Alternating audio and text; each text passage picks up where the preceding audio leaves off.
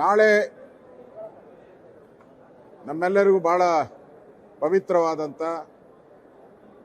ಸ್ವಾತಂತ್ರ್ಯ ದಿನಾಚರಣೆ. ನಮ್ಮ ದೇಶದಲ್ಲಿ ಲಕ್ಷಾಂತರ ಜನ, ಕೋಟ್ಯಾಂತರ ಜನ ಈ ಸ್ವಾತಂತ್ರ್ಯದ ಹೋರಾಟದಲ್ಲಿ ಪಾಲ್ಗೊಂಡಿದ್ದಾರೆ. ಸಾವಿರಾರು ಜನ ಹುತಾತ್ಮರಾಗಿದ್ದಾರೆ. ಅವರೆಲ್ಲರ ಶ್ರಮದಿಂದ ಇವತ್ತು ನಾವು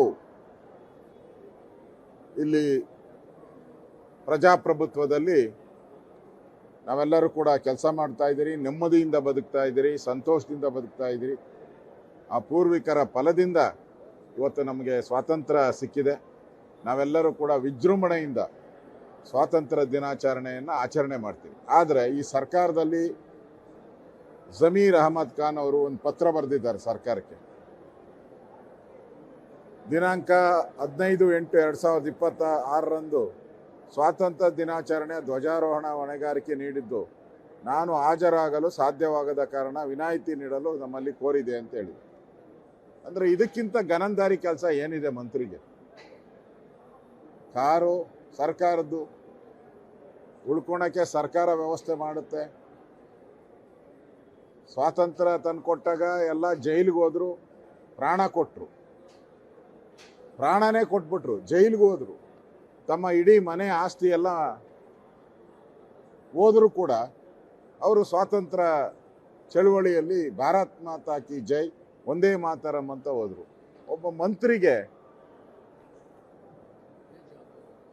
ಸ್ವಾತಂತ್ರ್ಯ ದಿನಾಚರಣೆಯಲ್ಲಿ ಭಾಗವಹಿಸೋಕ್ಕೂ ಪುರ್ಸೊತ್ತಿಲ್ಲ ಅಂತ ಹೇಳಿದ್ರೆ ಇಂಥವರೆಲ್ಲ ಇಟ್ಕೊಂಡು ಡಿ.ಕೆ. ಶಿವಕುಮಾರ್ ಮಂತ್ರಿ ಮಾಡೋಕ್ಕೆ ಹೋಗಿದ್ದಾರೆ.